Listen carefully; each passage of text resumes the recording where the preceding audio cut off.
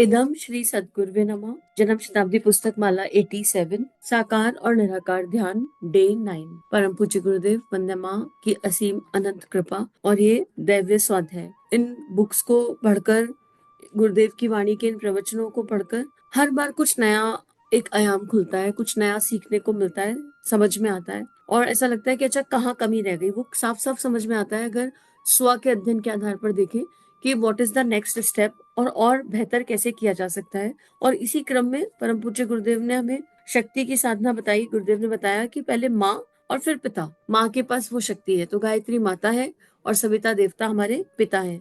इसको गुरुदेव ने खूबसूरत तरीके से समझाया। फिर गुरुदेव बता रहे थे कि गुरु का ध्यान सर्वश्रेष्ठ ध्यान है और गुरुदेव अपने जीवन के एग्जाम्पल से बता रहे थे कि हम पहले माता गायत्री माता का ध्यान करते थे, फिर हमारे जीवन में गुरु प्रकट हुए अर्थात जिन्हें हम दादा गुरुदेव कहते हैं, और फिर कैसे जीवन दिव्य होता चला गया। फिर गुरुदेव ने अपने ध्यान का क्रम बताया। गुरुदेव ने बताया कि जब मैं अपने गुरु के सम्मुख बैठता हूँ तो मैं जपता नहीं रहता हूँ, हमारे बीच में संवाद होता है।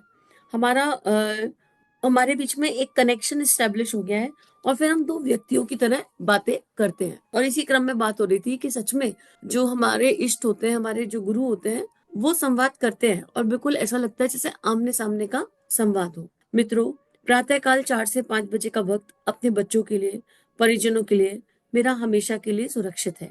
4 से 5 के वक्त मैं जब कभी आपको आवश्यकता पड़े, जरूरत पड़े, गुरुजी से कोई बात पूछनी हो, परामर्श करना हो या कोई सलाह लेनी हो या कोई शक्ति की जरूरत है या किसी सहायता की जरूरत है तो उस वक्त चुपचाप उठकर बैठ जाना। गुरुजी स्नान कर लूं? नहीं बेटे, कर सके तो कर ले, नहीं तो स्नान किए बिना ही बैठ जाना। बैठ करके ये ध्यान करना जैसे मैं अपने गुरु का ध्यान करता हूँ। देखो, गुरुदेव अब हमें ये बता रहे हैं कि आप लोग मुझे गुरु मानते हैं, आप मुझसे 1 to 1 संवाद करना चाहते हैं, तो सुबह 4 से 5 के बीच का वक्त फिक्स कर रखा है, मैंने अपने बच्चों के लिए अलॉट कर रखा है। और हम सभी को क्या करने का प्रयास करना चाहिए, हम सभी को क्या करने का अभ्यास करना चाहिए? हम 4 से 5 के बीच में जैसे ही आंख खुले, कई बार हमारी आंख खुल जाती है और हम आलस्यवश दोबारा सो जाते हैं, हम वो ना करें। एक बार कनेक्शन स्टेब्लिश होकर नींद आ गई तो चलो कोई बात नहीं, लेकिन जब उठ गए एक बार तो फिर उठकर बैठ जाएं और फिर ये देखें कि हम कैसे फ्रेश फील करते हैं। ऐसे बैठ जाएं कि एकदम जागरूक सतर्क बैठ गए हैं, जहां हम संवाद करने लायक हो। नींद में तो किसी से बात नहीं की जा सकती ना, हम दो दोस्त आपस में बात कर रहे हो और एक जने को झपकी पड़ रही हो तो बात थोड़ा ना होती है, फिर संवाद नहीं होता। तो हम देखें कि हमें पानी पीने की आवश्यकता है, मुंह धोने की आवश्यकता है, हमारी बॉडी की रिक्वायरमेंट क्या है, हमारा उस समय सतोगुण कितना है, हम तमोगुण में है, आलस प्रमाद तो नहीं आ रहा है, वो हमें देखना है। हम अपने अपने अनुसार चलें, लेकिन भावना एक होनी चाहिए कि इस टाइम हम गुरु जी के साथ बैठे हैं। उसके बाद ध्यान से बैठ जाएं और फिर गुरुदेव क्या कह रहे हैं, तुम बैठ जाओ, ना हो या नहीं ना हो अंतर नहीं पड़ता, पर मुझसे कनेक्शन स्टेब्लिश करने के लिए पूरे दिल से, पूरे मन से बैठ जाओ। और जैसे मैं अपने गुरु का ध्यान करता हूँ कि मैं अपने गुरु की गोदी में बैठा हुआ हूँ, वे मेरे सिर पर हाथ फेरते जाते हैं, मुझे बहुत आनंद आता है। गायत्री माता के बारे में तो यह भी ध्यान आता है कि ये हमारी कल्पना की गढ़ी हुई मूर्ति है। ऐसा ध्यान आ जाता है तब मेरा मन डबाडोल हो जाता है। अब ऐसा होने लगा है, पहले मेरे मन में ऐसा नहीं होता था। इसलिए अपने गुरु को, जिनको मैंने देखा है, जिनको जाना है, जिनके ऊपर मेरा विश्वास है, जिनको मैं भगवान मानता हूँ, मैं उन्हीं का दास हूँ। उनके बारे में ऐसा संदेह नहीं उत्पन्न होता, संकल्प विकल्प उत्पन्न नहीं होते, शक्ल भी किसी की मुझे नहीं बनानी पड़ती। अब गुरुदेव हमें संशय मुक्त कर रहे हैं। गुरुदेव यहाँ पर ये समझाना चाह रहे हैं कि ईश्वर से संवाद करना, ईश्वर से बात करना या ईश्वर से कोई कनेक्शन एस्टेब्लिश करना, इस एनर्जी में कोई संशय नहीं होना चाहिए। जरा सा भी कहीं संशय है कि भगवान है कि नहीं है तो फिर भगवान मैनिफेस्ट नहीं हो सकते। जरा सा भी डाउट आ रहा है कि ये पॉसिबिलिटी है कि नहीं है, तो फिर यहाँ पर वो कनेक्शन एस्टेब्लिश नहीं हो सकता। और गुरु वाक्य ब्रह्म वाक्य। तो परम पूज्य गुरुदेव कह रहे हैं मैंने अपने गुरु को देखा है, मैंने उन्हें देखा है, इसलिए मुझे वहां पर डाउट क्रिएट ही नहीं होता। एक होता है हमें संशय क्रिएट हुआ, फिर हमने संशय को हटाया, आस्था विश्वास को बढ़ाकर कहा नहीं नहीं नहीं नहीं नहीं, गुरु जी तो है, भगवान तो है, ईश्वर तो है। लेकिन गुरुदेव कह रहे हैं एक ऐसी शक्ति से जुड़ जाओ जहां तुम्हें डाउट क्रिएट ही ना हो, तुम्हें संशय क्रिएट ही ना हो। तो मैंने क्योंकि अपने गुरु यानी दादा गुरुदेव को देखा है इन आंखों से, तो वहां पर कोई संशय का सवाल ही नहीं है। गायत्री माता के बारे में तो एक बार मन में ख्याल आ सकता है कि ये है कि नहीं, मेरी कल्पना की देवी तो नहीं है।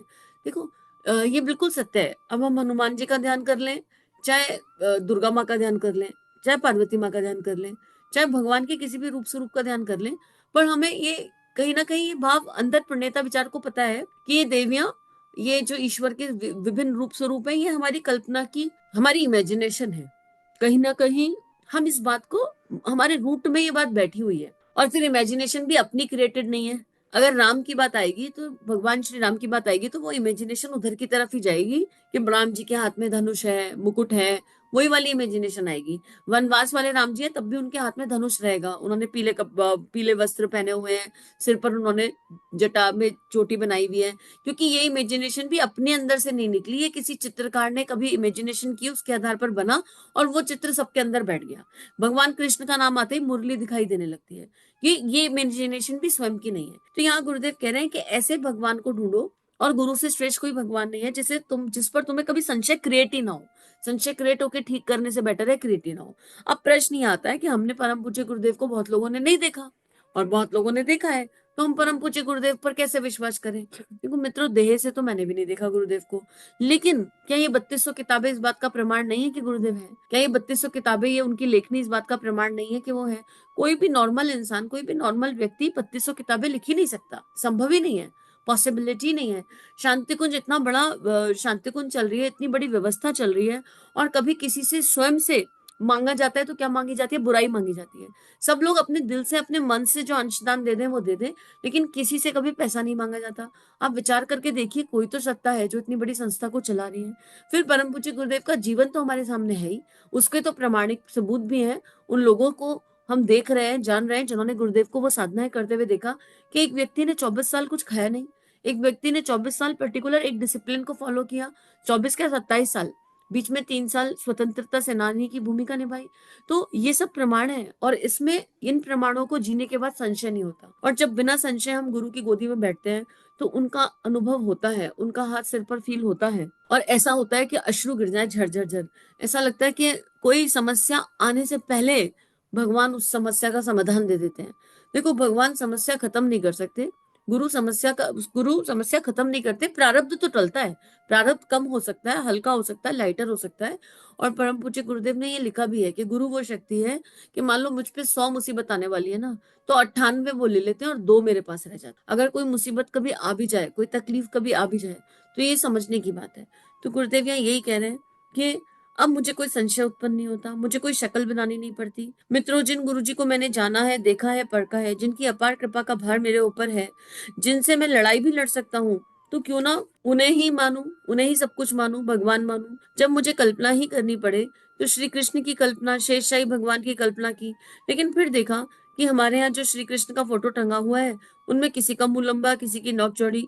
क्यों साहब, श्री कृष्ण भगवान की नाक लंबी थी कि चौड़ी थी?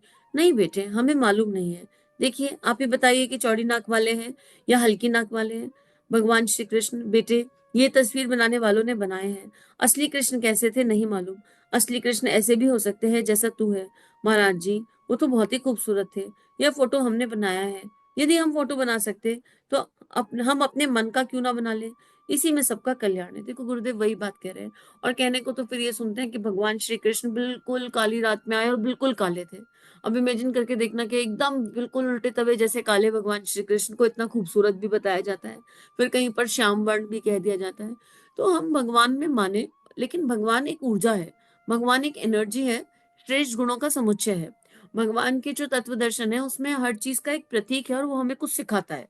लेकिन गुरु वो शक्ति है जो जो हमें गढ़ता है। भगवान सिखा रहा है पर गुरु हमें गढ़ रहा है, गुरु गहराई में गढ़ रहा है। मतलब गुरु वो शक्ति है कि एक बार विश्वास बिल्कुल अटल अचल हो जाए और एक बार गुरु किसी का हाथ पकड़ ले तो गुरु हमारे अंदर गहराई से उतर जाता है, इतना गहरा उतर जाता है, इतना गहरा उतर जाता है कि गुरु में वो शक्ति है कि हाथ डालकर कई कई जन्मों के हमारे भीतर, हमारे अंतःकरण में, हमारे चक्रों में, कोशों में जो भी आध्यात्मिक शरीर में बातें और तत्व कहे जाते हैं, उन सब के अंदर हाथ डालकर गुरु सफाई कर सकता है। बिल्कुल ऐसे जैसे नाली की सफाई करी जा रही हो ना, हमारे अंदर जन्म जन्म के जाने कितने जन्मों के, कितनी योनियों के कुसंस्कार है। गुरु वो शक्ति है जो गहराई से भीतर उतरकर हमारी सफाई कर सकता है और फिर संबल बनता है।